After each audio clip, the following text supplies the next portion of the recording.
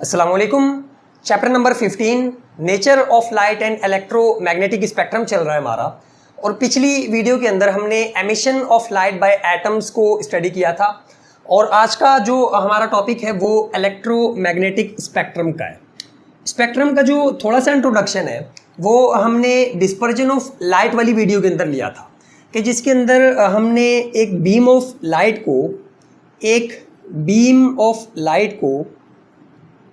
Light बोलो या sunlight बोलो या फिर वाइट लाइट बोलो, इसे जब हम लोगों ने पास करवाया था प्रिज्म से तो क्या हुआ था कि ये जो बीम ऑफ लाइट थी ये स्प्लिट हो गई थी अपने कॉन्स्टिट्यूएंट कलर्स के अंदर, अपनी कॉन्स्टिट्यूएंट वेव्स के अंदर। तो यहाँ पे हमें क्या मिला था, एक बैंड ऑफ कलर्स जिसे हम लोगों ने क्या नाम दिया था, VIBGYOR. Violet, indigo, blue, green, yellow, orange और साथ में सबसे आखिर में रेड।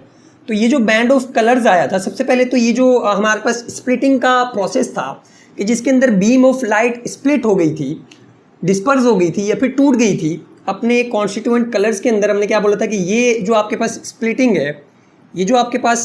है, इसे हम लोग क्या बोलते हैं, डिस्पर्जन। इसे हम लोग डिस्पर्जन बोलते हैं। और जो ये हमारे पास बैंड ऑफ कलर्स आया है, जो बैंड ऑफ वेव्स आया है या फिर इसे कलर्स भी बोल सकते हैं, बैंड ऑफ कलर जो यहाँ पे हमें मिला था स्क्रीन के ऊपर, ये आपके पास स्क्रीन थी, तो इस स्क्रीन के ऊपर जो आपके पास बैंड ऑफ कलर्स मिला था, आपने बोला था कि ये जो बैंड ऑफ कलर है इसे हम लोग स्पेक्ट्रम बोलते हैं। कि क्या हुआ कि बीम ऑफ लाइट आपके पास स्प्लिट हो गई और इसके जो कॉन्स्टिट्यूएंट आपके पास पार्ट्स थे, जब हमें वो स्क्रीन के ऊपर मिले तो हमने बोला कि ये जो बैंड ऑफ कलर्स है ये स्पेक्ट्रम कहलाता है। और वहाँ पे एक और बात हमने की थी कि ये जो हमें स्पेक्ट्रम यहाँ पे मिला है इसे हम लोग विजिबल स्पेक्ट्रम बोलते हैं। क्यों? क्योंकि ये जो हमारे पास रेंज होती है वेव्स की या फिर कलर्स की, ये सेंसिटिव होती है, यानी कि हमारी आंख इन्हें सेंस कर सकती है। इसके अलावा जितनी भी हमारे पास वेव्स होंगी, चाहे वो इससे नीचे हों, हमारे पास जो इसकी रेंज थी वो कितनी थी, 400 नैनोमीटर से लेकर हमने बोला था कि 700 नैनोमीटर्स तक। यहाँ पे आपके पास 400 नैनोमीटर और यहाँ पे जो आपके पास 700 नैनोमीटर, और यहाँ पे जो आपके पास रेड थी जिसकी सबसे ज़्यादा वेवलेंथ थी, और यहाँ पे आपके पास वॉयलेट थी, और बीच में जो है वो इस तरह से चल रहा है वॉयलेट इंडिगो, मतलब यहाँ से पूरा इस तरह से चल रहा है। यहाँ से लेकर यहाँ तक का जो पार्ट था, हमने बोला था कि ये एक छोटा सा पार्ट है इलेक्ट्रोमैग्नेटिक स्पेक्ट्रम का, छोटा सा पार्ट है जो हमें नज़र आता है, तभी हम लोग इसे विजिबल रीजन बोलते हैं, और ये छोटा सा पार्ट है। और हमने बोला था कि जो इलेक्ट्रोमैग्नेटिक स्पेक्ट्रम है ये काफ़ी ज़्यादा है, मतलब इसके अंदर अच्छी खासी वेव्स आती हैं। इससे पीछे भी आती हैं, इंफ्रारेड हो गई, इससे आगे भी आती हैं अल्ट्रा वायलेट, और हमारे पास और भी बहुत सारी किस्म की वेव्स होती हैं जो इलेक्ट्रोमैग्नेटिक स्पेक्ट्रम के अंदर आती हैं। लेकिन ये वाला जो पार्ट था ये हमने उस डिस्पर्जन ऑफ लाइट वाली वीडियो के अंदर डिस्कस किया था। तो आज हम लोग कंप्लीट पूरे का पूरा इलेक्ट्रोमैग्नेटिक स्पेक्ट्रम, यानी कि इसके अंदर जितनी भी वेव्स आती हैं सारी की सारी स्टडी करेंगे। सारी की सारी जितनी भी इंफॉर्मेशन आपकी बुक के अंदर दी हुई है हम पूरी की पूरी यहाँ पे स्टडी करेंगे कि जो जो रेंजेस दी हुई हैं, कि यानी कि यहाँ से लेकर यहाँ तक जो अगर किसी वेवलेंथ हुई किसी वेव की तो वो आपके पास इस वाले रीजन के अंदर आएगी, इंफ्रारेड के अंदर। और इनकी प्रॉपर्टीज़ क्या है, अल्ट्रा वायलेट की प्रॉपर्टीज़ क्या है, रेडियो वेव्स की प्रॉपर्टीज़ क्या है, माइक्रोवेव्स जितनी भी इसके अंदर आती हैं वो सारी की सारी हम लोग पढ़ेंगे। मतलब यहाँ पे हुआ क्या कि जो आपके पास सनलाइट है जो सन से अर्थ तक आती है, हमने डिस्पर्जन ऑफ लाइट वाली वीडियो के अंदर क्या देखा था कि ये जो बीम है सनलाइट की, ये 7 कलर से मिलके बनी हुई है।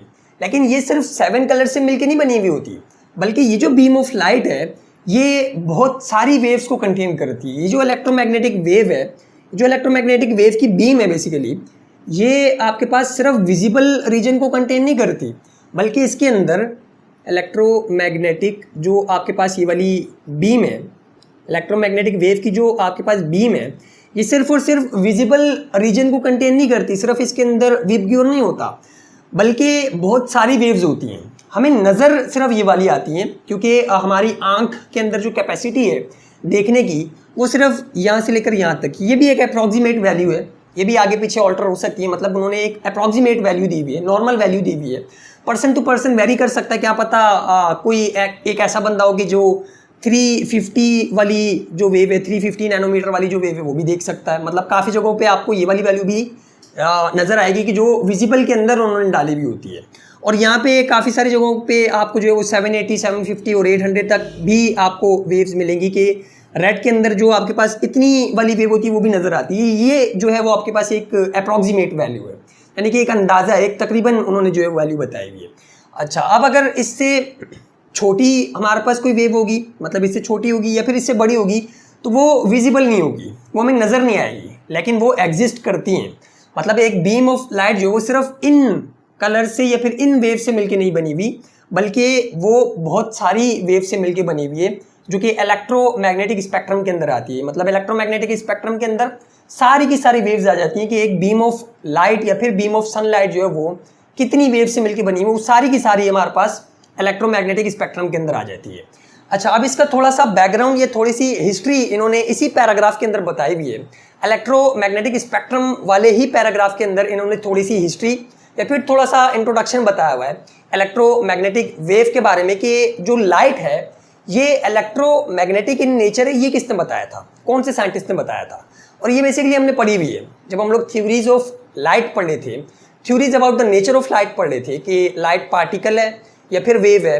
तो वेव वाली थ्योरीज के अंदर हमने एक साइंटिस्ट पढ़ा था कि जिन्होंने हमें बताया था कि जो लाइट की नेचर है वो इलेक्ट्रोमैग्नेटिक है।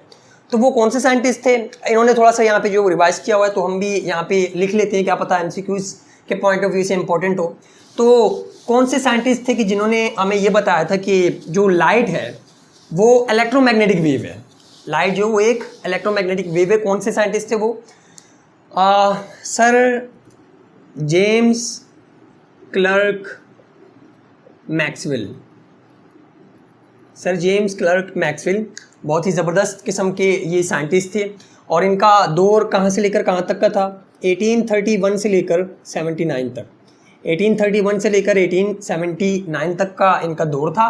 और ये बिल्कुल अलग चीज़ के ऊपर काम कर रहे थे। मतलब ये इस कंट्रोवर्सी के अंदर नहीं थे कि लाइट की नेचर क्या है, पार्टिकल है या फिर वेव है। ये बिल्कुल अलग एक चीज़ के ऊपर काम कर रहे थे, जो कि क्या था? इलेक्ट्रोमैग्नेटिज्म। इलेक्ट्रोमैग्नेटिज्म इनका जो वर्क था या फिर ये जो काम कर रहे थे वो इलेक्ट्रोमैग्नेटिज्म के ऊपर काम कर रहे थे सर जेम्स क्लर्क मैक्सवेल। और इनका कंट्रोवर्सी ऑफ लाइट की नेचर से कोई ताल्लुक नहीं था। इनकी प्रिडिक्शन क्या थी या फिर इन्होंने कौन सी हाइपोथेसिस या कौन सा आइडिया दिया था? इन्होंने आइडिया ये दिया था कि जो हमारे पास इलेक्ट्रिकल ऑस्किलेशंस होती हैं, इलेक्ट्रिकल ऑस्किलेशंस होती हैं, ये प्रोड्यूस कर सकती हैं इलेक्ट्रोमैग्नेटिक वेव्स को, इलेक्ट्रोमैग्नेटिक वेव्स को। और इस वक्त लाइट इलेक्ट्रोमैग्नेटिक वेव है ये इनको पता ही नहीं था। मतलब ये बिल्कुल अलग किस्म की एक वेव को जिनका अभी तक एग्जिस्टेंस पॉसिबल नहीं था। मतलब ये एक हाइपोथेटिकल थी। ये जो आपके पास वेव थी फिलहाल हाइपोथेटिकल थी या फिर ये एग्जिस्ट नहीं करती थी, सिर्फ एक थ्योरी के अंदर थी, मतलब प्रूव नहीं हुई थी, या फिर नेचर के अंदर एग्जिस्ट करती ये नहीं पता था। तो सर जेम्स क्लर्क मैक्सवेल जो है वो काम कर रहे थे इलेक्ट्रोमैग्नेटिज्म के ऊपर और इन्होंने क्या बताया था कि जो इलेक्ट्रिकल ऑस्किलेशंस हैं वो प्रोड्यूस कर सकती हैं एक टाइप ऑफ वेव्स जिन्हें हम लोग इलेक्ट्रोमैग्नेटिक वेव्स बोलते हैं, जो इलेक्ट्रिक फील्ड और मैग्नेटिक फील्ड के परपेंडिकुलर, मतलब ये दोनों फील्ड जब होंगी तो ये वाली वेव जो है वो जनरेट होगी। और इन्होंने इसकी स्पीड, मतलब ये हाइपोथेटिकल जो वेव थी इनकी स्पीड कैलकुलेट करने के लिए एक फार्मूला भी ड्राइव किया था, formula for speed of electromagnetic waves. इन्होंने एक फार्मूला ड्राइव किया कि जिसकी मदद से ये स्पीड कैलकुलेट कर सकते थे इन हाइपोथेटिकल इलेक्ट्रोमैग्नेटिक वेव्स का। हाइपोथेटिकल इलेक्ट्रोमैग्नेटिक वेव्स का मतलब क्या कि ये एग्जिस्ट करती है नेचर के अंदर या फिर नहीं करती, ये कंफर्म नहीं था, कुछ नहीं पता था। मतलब ये सारी की सारी चीज़, ये सारी की सारी जो इनकी स्टडी थी ये थ्योरेटिकल थी, मतलब थ्योरी के अंदर थी सिर्फ। और एक और चीज़ कि यहाँ पे अभी तक लाइट इन्वॉल्व नहीं हुई है, यानी कि मैक्सवेल सेपरेटली इस कॉन्सेप्ट के ऊपर काम कर रहे हैं। अभी तक लाइट के साथ इनका कोई ताल्लुक, कोई रिलेशन नहीं है।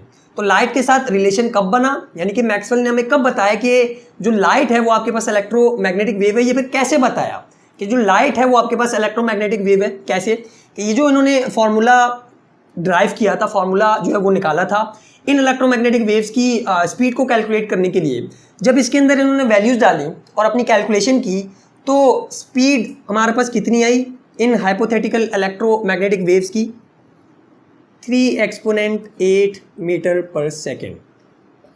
मतलब कि इनकी जो स्पीड आई वो आपके पास सेम आई एज लाइट। उस वक्त लाइट की स्पीड कैलकुलेट हो चुकी थी जो कि हमारे पास इतनी थी वैक्यूम के अंदर, 3 एक्सपोनेंट 8 मीटर पर सेकेंड थी। तो इन्होंने जब अपने इस फॉर्मूले से इन इलेक्ट्रोमैग्नेटिक वेव की स्पीड कैलकुलेट की तो वो भी 3 एक्सपोनेंट 8 मीटर पर सेकेंड आई, यानी कि सेम आई एज लाइट। तो यहाँ से इन्होंने अपना एक कॉन्सेप्ट दिया या फिर अपनी एक थ्योरी दी कि जो आपके पास लाइट है वो इलेक्ट्रोमैग्नेटिक वेव है। क्यों? क्योंकि ये जो इलेक्ट्रोमैग्नेटिक वेव थी इनकी स्पीड जब इन्होंने कैलकुलेट की, इलेक्ट्रोमैग्नेटिक वेव्स थी इनकी स्पीड जब इन्होंने कैलकुलेट की तो वो 3 एक्सपोनेंट 8 मीटर पर सेकेंड आई। और जो हमारे पास लाइट थी उस दौर के अंदर जो उसकी स्पीड थी वैक्यूम के अंदर वो भी 3 एक्सपोनेंट 8 थी, 3 एक्सपोनेंट 8 मीटर पर सेकेंड थी। तो इस कॉन्सेप्ट को इस्तेमाल करते हुए इन्होंने एक थ्योरी पेश की कि जिसके अंदर इन्होंने बताया कि जो लाइट है वो आपके पास इलेक्ट्रोमैग्नेटिक वेव है। तो यहाँ से हमें पता लगा कि जो लाइट है वो हमारे पास इलेक्ट्रोमैग्नेटिक वेव है। और ये कॉन्सेप्ट किसने बताया? सर जेम्स क्लर्क मैक्सवेल ने।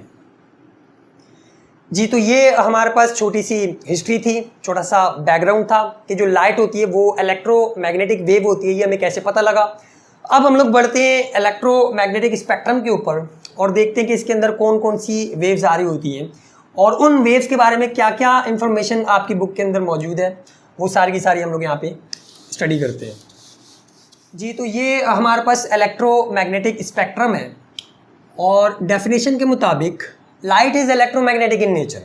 जैसे कि हमने थोड़ा सा जो बैकग्राउंड लिया पीछे उसके अंदर हमें पता लगा कि जो लाइट है वो इलेक्ट्रोमैग्नेटिक वेव है या फिर वो इलेक्ट्रोमैग्नेटिक इन नेचर है। So spectrum form by electromagnetic radiations के इलेक्ट्रोमैग्नेटिक रेडिएशंस की वजह से या फिर ये जो इलेक्ट्रोमैग्नेटिक रेडिएशंस है इनके ज़रिए से जो स्पेक्ट्रम फॉर्म होता है, इनके ज़रिए से जो स्पेक्ट्रम फॉर्म होता है या फिर इनका जो स्पेक्ट्रम फॉर्म होता है उसे हम लोग इलेक्ट्रोमैग्नेटिक स्पेक्ट्रम बोलते हैं। यानी कि क्या हो कि जो इलेक्ट्रोमैग्नेटिक रेडिएशंस हैं आप इसे तोड़ के यहाँ पे सारी की सारी जितनी भी वेव्स इसके अंदर आ रही होती हैं वो लिख दो तो ये आपके पास इलेक्ट्रोमैग्नेटिक स्पेक्ट्रम कहलाएगा। सेम उसी तरह जिस तरह हमने डिस्पर्जन ऑफ लाइट के अंदर किया था कि बीम ऑफ लाइट को स्प्लिट करके तोड़ के जब हमने देखा तो वो 7 डिफरेंट कलर्स जो है वो हमें दिखा रही थी। तो हमने बोला कि ये जो बैंड ऑफ कलर्स है इसे हम लोग विजिबल स्पेक्ट्रम बोलते हैं और वो विजिबल स्पेक्ट्रम इसका एक छोटा सा पार्ट है, छोटा सा हिस्सा है। तो ये हमारे पास जो है वो सारी की सारी वेव्स हैं जो इलेक्ट्रोमैग्नेटिक स्पेक्ट्रम के अंदर आती हैं। मतलब कि अगर आप सनलाइट की एक बीम को तोड़ के देखो तो उसके अंदर एक तो विजिबल रीजन आएगा यानी कि जो हमें नज़र आता है और कुछ ऐसी वेव्स भी हैं जो हमें नज़र नहीं आती लेकिन वो मौजूद होती हैं। Radio waves, microwaves, infrared waves, इसके बाद विजिबल वाला रीजन है हमारे पास जो विबग्योर है, फिर अल्ट्रावायलेट वेव्स, फिर एक्स रेज और सबसे आखिर में गैमा रेज। मतलब ये कि ये जो इलेक्ट्रोमैग्नेटिक रेडिएशंस हैं ये इन सारी की सारी वेव्स को कंटेन करती हैं या फिर ये इनसे मिलके बनी हुई होती हैं। जब इनका हम लोग स्पेक्ट्रम लेंगे तो इसके अंदर ये सारी की सारी वेव्स मौजूद होंगी और फिर इनके बारे में थोड़ी बहुत इंफॉर्मेशन उन्होंने बुक के अंदर दी हुई है। सबसे पहले तो रेंज बताई हुई है कि कहाँ से कहाँ तक वेवलेंथ की अगर हमारे पास वेव आए तो वो कौन से वाले रीजन के अंदर कहलाएगी। मतलब डिफरेंट वेवलेंथ दी हुई है, रेंजेस दी हुई हैं। जैसे हमने रेंजेस की पढ़ी थी विजिबल की कि 400 नैनोमीटर से लेकर आपके पास 700 नैनोमीटर तक की अगर कोई वेव होगी तो विजिबल आपके पास रीजन के अंदर कहलाएगी या फिर विजिबल रीजन के अंदर जो है वो आएगी। तो इसी तरह सबकी इन्होंने रेंजेस दी हुई हैं जो हम लोग यहाँ पे लिख लेते हैं in the form of wavelength. मतलब वेवलेंथ की रेंज बताई हुई है कि अगर किसी वेव की वेवलेंथ इतनी होगी तो वो इस वाले रीजन के अंदर आएगी या फिर इस वाले पोर्शन के अंदर आएगी या फिर वो ये वाली वेव कहलाएगी। तो सबसे पहले जो हमारे पास रेडियो वेव्स हैं ये कितनी वेवलेंथ की होती है या फिर इनकी वेवलेंथ कितनी होती है? ये मीटर्स से स्टार्ट होती है, मतलब कुछ मीटर्स, 1 मीटर, 2 मीटर, 3 मीटर और करते करते ये किलोमीटर्स तक भी जाती हैं।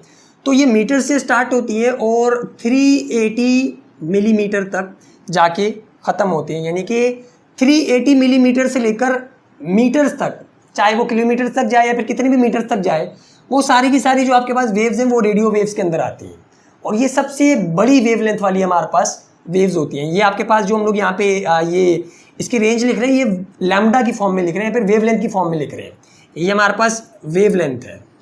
इसी तरह फिर अगर करते करते हम लोग आगे जाएं तो 380 मिलीमीटर से लेकर 380 मिलीमीटर से लेकर आपके पास 1 मिलीमीटर तक जो वेवलेंथ या फिर वेव होगी अगर किसी वेव की, तो वो आपके पास माइक्रोवेव्स कहलाएंगी। मतलब ये सबसे बड़ी वेव, अब यहाँ से 380 मिलीमीटर से लेकर 1 मिलीमीटर तक जो भी वेव आएगी वो माइक्रोवेव वाली कैटेगरी के अंदर, या फिर वो वेव जो है वो आपके पास माइक्रोवेव कहलाएगी। इसी तरह फिर इंफ्रा रेड जो आपके पास वेव है, इसकी वेवलेंथ कितनी होती है, 1 मिलीमीटर से लेकर आपके पास 780 नैनोमीटर तक, 1 मिलीमीटर से लेकर 780 नैनोमीटर तक। और इसकी जो रेंज है वो आपको पता है कि रेड की हमने कितनी 700 तक रखी थी, लेकिन कुछ जगहों के ऊपर आपको 750 तक भी दिखेगी। 750 नैनोमीटर से लेकर आपके पास 350 नैनोमीटर तक। हमने जो पढ़ी थी वो ये पढ़ी थी कि 400 नैनोमीटर से लेकर 700 नैनोमीटर तक होती है, कि वॉयलेट की जो वेवलेंथ होती है वो 400 नैनोमीटर से स्टार्ट हो जाती है, और आपके पास रेड तक जो जाती है वेवलेंथ वो 700 नैनोमीटर तक होती है। लेकिन कुछ जगहों के ऊपर आपको ये वाली वैल्यू भी मिलेगी, मतलब वो पर्सन टू पर्सन वैरी करता है कि एक पर्सन की विजिबल वेव्स को देखने की सलाहियत, मतलब वो यहाँ से जो है वो देखना स्टार्ट कर देते हैं। कुछ पर्सन कुछ आंखें ऐसी होती हैं, कुछ लोग ऐसे होते हैं कि जिनको ये वाली वेव भी जो नज़र आ जाती है, लेकिन एवरेज अगर देखें तो वो इतनी होती है। तो यहाँ पे हम लोग ये भी लिख सकते हैं, मतलब काफ़ी जगहों पे एवरेज ये भी बताई गई होती है। तो सबसे पहले हमारे पास मीटर से लेकर 380 मिलीमीटर तक जितनी भी वेवलेंथ आएंगी, जितनी भी वेव्स आएंगी, इतने वेव के साथ, इतनी वेवलेंथ के साथ तो वो रेडियो वेव्स के अंदर आएंगी। इतनी अगर आपके पास वेवलेंथ हुई यहाँ से लेकर यहाँ तक की, तो जो वेव्स होंगी वो माइक्रोवेव्स के अंदर आएंगी। अगर इतनी वेवलेंथ हुई किसी वेव्स की तो वो इंफ्रारेड के अंदर आएंगी, और अगर इतनी वेवलेंथ के दरमियान हुई, मतलब इतनी रेंज के दरमियान हुई, तो वो विजिबल रेंज के अंदर आएंगी। इसी तरह फिर आपके पास जो है वो अल्ट्रा वॉयलेट वेव्स की जो रेंज है वो कितनी है, 380 आपके पास नैनोमीटर से लेकर 380 या फिर 350 नैनोमीटर से लेकर जाता है ये 60 नैनोमीटर तक, 60 नैनोमीटर तक। इसको आप 350 भी कर सकते हो, लेकिन आपकी बुक के अंदर जो लिखी हुई है वो 380 नैनोमीटर से लेके लिखी हुई है। और इसको आप 400 भी कर सकते हो। मतलब बुक के अंदर आखिर में उन्होंने ये बताया वो भी है कि ये एग्जैक्ट वैल्यूज़ नहीं है, ये सिर्फ और सिर्फ एक आपको गाइडलाइन देने के लिए या फिर सिर्फ एक इंट्रोडक्शन देने के लिए जो बताया हुआ है कि जो हमारे पास ये इलेक्ट्रोमैग्नेटिक रेडिएशंस हैं इसके अंदर कितनी वेव्स होती हैं और वो मतलब कितनी बड़ी बड़ी, और सिर्फ एक बेसिक गाइडलाइन देने के लिए आपको बताया हुआ है। ये एग्जैक्ट वैल्यूज़ नहीं है, सिर्फ एक गाइडलाइन है। तो इसलिए आप थोड़ा सा आगे पीछे जो वो कर सकते हो। इसके बाद एक्स रेज है, और वो कहाँ से कहाँ तक है, आपके पास 1 नैनोमीटर से लेकर कहाँ तक जाती है, 0.01 नैनोमीटर तक। और फिर जो गैमा रेज है इनकी वेवलेंथ सबसे ज़्यादा कम होती है, सबसे ज़्यादा वेवलेंथ इसकी, और सबसे कम जो वेवलेंथ होती है वो आपके पास इसकी गैमा रेज की, जो कि लेस देन 0.01 नैनोमीटर है, 0.01 नैनोमीटर। या फिर इसे आप जो है वो यूँ भी लिख सकते हो कि एक्सपोनेंट माइनस का 11 मीटर, जो आपकी बुक के अंदर लिखा हुआ है। आप इसको जब चेंज करोगे नैनोमीटर का या फिर नैनो का जो प्रीफिक्स था उसका क्या मतलब था, अगर हम लोग लिखें 0.01 और नैनो को हटाएं तो इसका मतलब एक्सपोनेंट माइनस का 9 और साथ में मीटर। तो जब आप इसको कैलकुलेटर के अंदर डाल के सॉल्व करोगे तो आपके पास जो वैल्यू आएगी वो यही आएगी, 1 एक्सपोनेंट माइनस का 11 मीटर लिखो या फिर एक्सपोनेंट माइनस का 11 मीटर लिखो, एक ही बात है। आप ये लिखो या फिर ये लिखो, दोनों की दोनों एक ही चीज़ है। तो 0.01 नैनोमीटर से अगर कम वेवलेंथ हुई, जितनी भी कम हुई, वो सारी की सारी आपके पास जो वेव्स हैं वो गैमा वेव्स के अंदर जाएंगी या फिर गैमा रेडिएशंस के अंदर जाएंगी, और वो एक्सपोनेंट माइनस का 11 मीटर भी आप लिख सकते हो। तो ये जो सारी की सारी इन्फॉर्मेशन थी ये वेवलेंथ के हवाले से थी कि जो आपके पास वेव्स हैं उनकी वेवलेंथ कितनी कितनी होगी। और अगर देखें तो यहाँ पे हमारे पास रेडियो वेव्स की वेवलेंथ सबसे ज़्यादा है। अगर ये ऊपर से मिटाएं और यहाँ पे हम लोग देखें कि कहाँ से स्टार्ट हो रही थी, मतलब अगर रेडियो वेव्स को यहाँ पे बनाने की कोशिश करें तो वो कुछ इस तरह की होंगी। इसी तरह फिर माइक्रोवेव अगर देखें तो उनकी वेवलेंथ इनके मुकाबले में थोड़ी सी कम हो जाएगी, मतलब कुछ इस तरह की।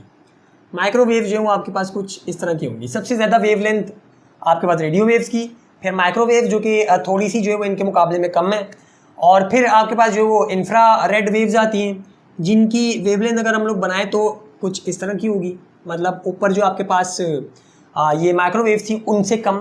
फिर विजिबल आपके पास जो है वो वेव्स आती हैं जिनकी वेवलेंथ कुछ इतनी होगी, जिनकी वेवलेंथ कुछ इतनी होगी ऊपर वाली से कम। फिर आपके पास अल्ट्रा वायलेट वेव्स आती हैं जिनकी वेवलेंथ इनसे भी थोड़ी थोड़ी कम होगी, इनसे भी थोड़ी थोड़ी कम होगी।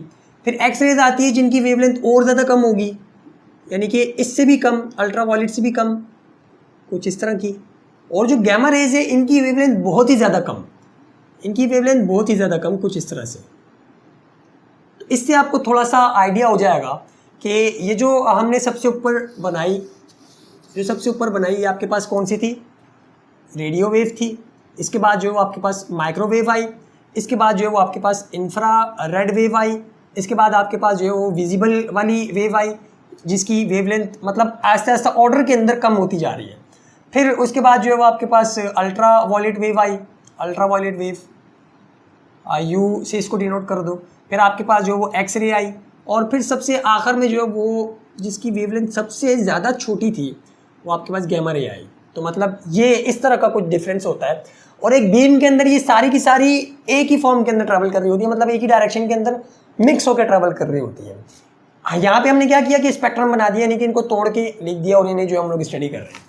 तो ये इन्फॉर्मेशन आपके पास वेवलेंथ की थी या फिर रेंज की थी, कि रेंज आपके पास कहाँ से कहाँ तक होगी। अब अगर यहाँ पे हम लोग बात करें तो एक कॉन्सेप्ट हमने जो डिस्पर्जन ऑफ लाइट के अंदर भी पढ़ा था कि वेव जितनी ज़्यादा बड़ी फ्रीक्वेंसी उतनी ज़्यादा कम, किसी वेव की फ्रीक्वेंसी आपके पास उतनी ही ज़्यादा कम होगी जितनी बड़ी उसकी वेव होगी। तो इसका मतलब कि यहाँ पे अगर हम लोग देखें तो लैम्डा को भी लिख लेते हैं सबसे पहले। तो यहाँ पे हम लोग देखें तो इसका जो लैम्डा होगा सबसे पहली रेडियो वेव का, इसका लैम्डा सबसे ज़्यादा होगा, यानी कि वेवलेंथ सबसे ज़्यादा है। और इसकी अगर वेवलेंथ देखें तो इसकी जो वेवलेंथ है वो आपके पास सबसे ज़्यादा कम है इस स्पेक्ट्रम के अंदर, और फिर बाकी जो है वो इसी तरह चल रहे हैं, मतलब एक ऑर्डर के साथ चल रहे हैं। सबसे बड़ी वेवलेंथ, उससे कम, उससे कम, उससे कम, उससे कम, उससे कम, और सबसे ज़्यादा कम।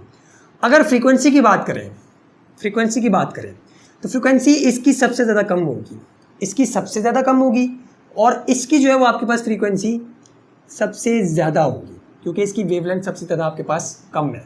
मतलब ये चीज़ जो हमने डिस्पर्जन ऑफ लाइट के अंदर देखी थी, और बाकी सारी चीज़ें भी इसी तरह से चल रही हैं कि फ्रीक्वेंसी सबसे ज़्यादा कम, फिर उससे थोड़ी सी जो है वो ज़्यादा, इससे थोड़ी सी ज़्यादा इसकी, इससे थोड़ी सी ज़्यादा इसकी, इससे थोड़ी सी ज़्यादा इसकी, इसकी जो है वो इससे थोड़ी सी ज़्यादा, और इसकी सबसे ज़्यादा फ्रीक्वेंसी। और फिर यहाँ पे हमने पिछली डिस्पर्जन वाली वीडियो के अंदर ये भी देखा था कि जो आपके पास एनर्जी होती है वो फ्रीक्वेंसी के साथ जो डायरेक्ट रिलेशन के अंदर होती है। तो इसलिए यहाँ पे जो आपके पास एनर्जी होगी इसकी सबसे ज़्यादा कम होगी, और फिर इसकी थोड़ी सी इससे ज़्यादा, थोड़ी सी इससे ज़्यादा, इसकी थोड़ी सी इससे ज़्यादा, इसकी थोड़ी सी इससे ज़्यादा, इसकी थोड़ी सी इससे ज़्यादा, और इसकी जो एनर्जी होगी ये सबसे ज़्यादा होगी। यानी कि गैमा रेज की जो एनर्जी होती है वो सबसे ज़्यादा होती है इलेक्ट्रोमैग्नेटिक स्पेक्ट्रम के अंदर। तो एक जो पॉइंट है वो आपके पास ये भी आ गया कि जो वेवलेंथ होती है सबसे ज़्यादा इलेक्ट्रोमैग्नेटिक स्पेक्ट्रम के अंदर वो रेडियो वेव्स की होती है, और जो वेवलेंथ हमारे पास इलेक्ट्रोमैग्नेटिक स्पेक्ट्रम के अंदर सबसे ज़्यादा कम होती है वो गैमा रेज की होती है। फ्रीक्वेंसी इसकी सबसे ज़्यादा कम होती है, एनर्जी भी इसकी सबसे ज़्यादा कम होती है रेडियो वेव्स की, और सबसे आगे जो गैमा रेज है इनकी फ्रीक्वेंसी और एनर्जी सबसे ज़्यादा होती है। अब यहाँ पे कुछ मज़ीद इन्फॉर्मेशंस हैं और कुछ यूजेस हैं जो इनके बारे में आपकी बुक के अंदर दिए हुए हैं, तो वो भी हम लोग साथ साथ लिख लेते हैं।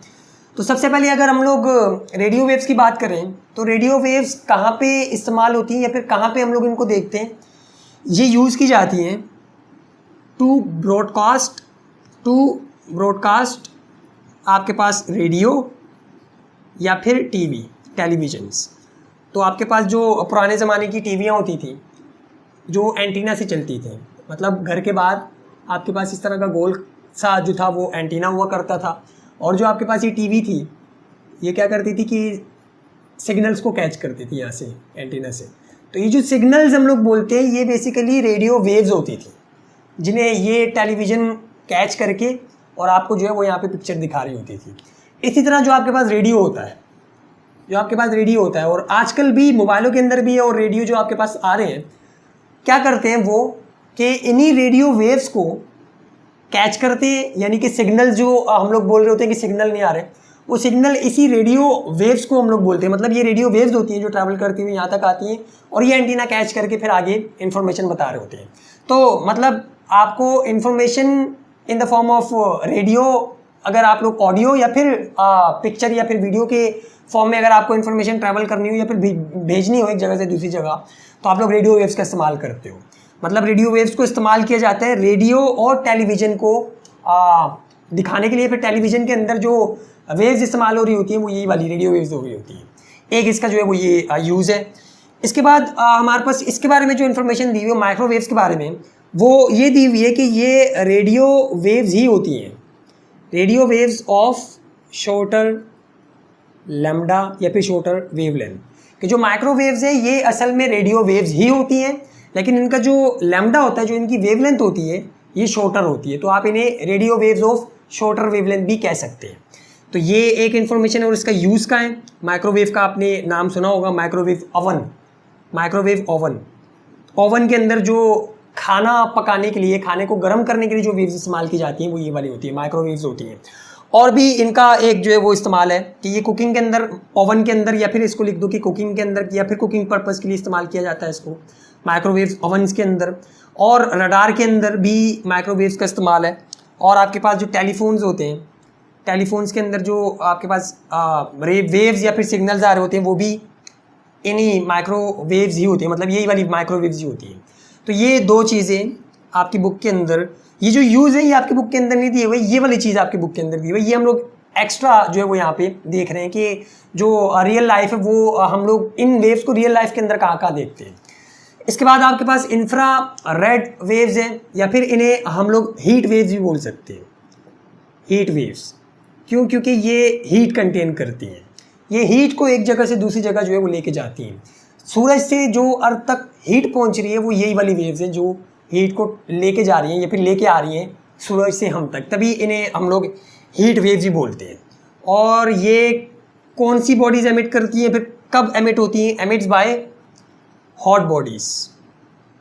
हॉट बॉडीज़ जो है वो इन्हें एमिट करती हैं। और अगर डेली लाइफ के अंदर देखें कि ये कहाँ कहाँ हमें नज़र आती हैं, तो ये ट्रांसमिट करती हैं हीट फ्रॉम सन, कि सन से हीट को लेके आती है अर्थ तक। और इसके अलावा जो फायर होती है उसके अंदर से भी जो हमारे पास हीट निकल रही होती है, जिस फॉर्म के अंदर, जिस रेडिएशन के अंदर आपके पास हीट निकल रही होती है वो यही इंफ्रारेड रेडिएशन या फिर इंफ्रारेड वेव होती है, जो आग से हीट को जो है वो निकाल के दूसरी जगहों के ऊपर जो लेके जा रही होती है, या फिर एक जगह से दूसरी जगह पे हीट को ट्रांसफ़र कर रही होती है, वो यही इंफ्रारेड वेव्स ही होती हैं। इसके अलावा ये रेडिएटर्स के अंदर भी जो है वो पाई जाती हैं। फिर जितनी भी हॉट किस्म की चीज़ें हैं जो हीट को रिलीज़ कर रही होती हैं वो आपके पास यही इंफ्रारेड वेव्स को एमिट कर रही होती हैं। मतलब ये हीट वेव्स हैं। इसके बाद आपके पास जो है वो विजिबल रीजन आ गया, या फिर आपके पास जो है वो विबग्योर आ गया, और इसको काफ़ी डिटेल के अंदर हमने पढ़ा हुआ है डिस्पर्जन ऑफ लाइट के अंदर।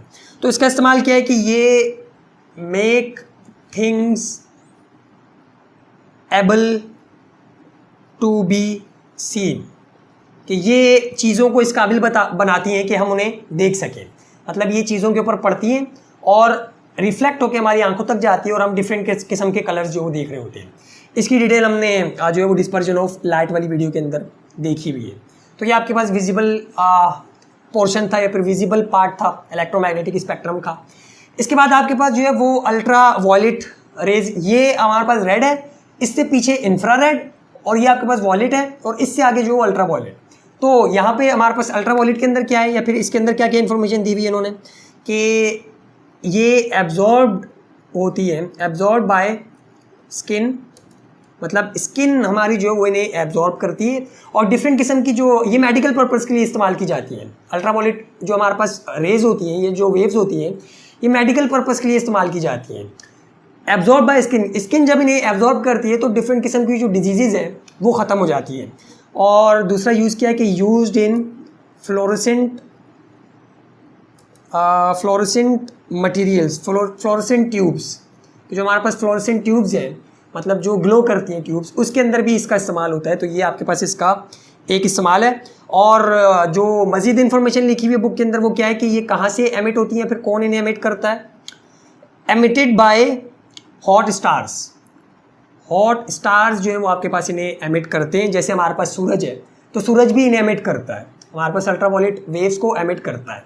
तो हॉट स्टार्स इन्हें एमिट करते हैं जिनका टेम्परेचर कितना होना चाहिए, 25,000 डिग्री सेल्सियस। हॉट स्टार्स इन्हें एमिट करते हैं, एमिट्स बाय हॉट स्टार्स जिनका टेम्परेचर 25,000 डिग्री सेल्सियस तक होता है। जैसे हमारे पास सूरज है तो सूरज भी इन्हें एमिट करता है। और ये दो जो थे वो इसके इस्तेमाल थे या फिर इसके यूजेस थे। इसके बाद हमारे पास एक्स रेज आ गई या फिर एक्स वेव्स आ गई, और ये तो आपने देखी हुई है, आप लोगों ने अक्सर अपना एक्स रे करवाया होगा। तो वो जो एक्स रे होते हैं वो एक्स रेज की मदद से ही हो रहा होता है। और अगर इसका इस्तेमाल लिखे तो यहाँ पे सबको पता है कि used to see inside parts of body and objects, कि जो हमारे पास बॉडी होती है उसके इंटरनल पार्ट्स को देखने के लिए, बोन्स वगैरह को देखने के लिए, या फिर ऑब्जेक्ट्स जो हमारे पास डिफरेंट किस्म के ऑब्जेक्ट्स होते हैं उनके अंदर जो आपके पास डिफरेंट पार्ट्स होते हैं उन्हें देखने के लिए हम लोग एक्स रेज को इस्तेमाल करते हैं, जो कि हमारे फ्लैश में से पास हो जाती हैं और बोन से पास नहीं हो पाती। तो इसलिए एक हमारे पास पिक्चर बनी हुई आ जाती है बोन्स की, जिसकी ज़रिए से, जिसकी मदद से हम लोग देख लेते हैं कि आपके पास जो बोन है वो क्रैक है या फिर कोई और मसला तो नहीं है अंदर। और इंटरनल पार्ट्स को जो है वो देखने के लिए ये इस्तेमाल की जाती है, जिन्हें हम लोग एक्स रेज बोलते हैं। इसके बाद आपके पास सबसे आखिरी जो है वो आपके पास गैमा रे है, और इसकी क्या क्या इस्तेमालात हैं। Used in treatment of cancer, cancer को ख़त्म करने के लिए गैमा रेज का इस्तेमाल किया जाता है। कैंसर के जो हमारे पास पेशेंट्स होते हैं उनकी ट्रीटमेंट के लिए गैमा रेज को इस्तेमाल किया जाता है, ये इसका एक यूज़ है।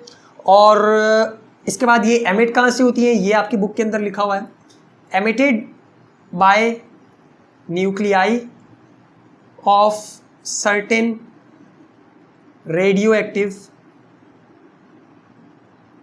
मटीरियल्स या फिर सब्सटेंसेस।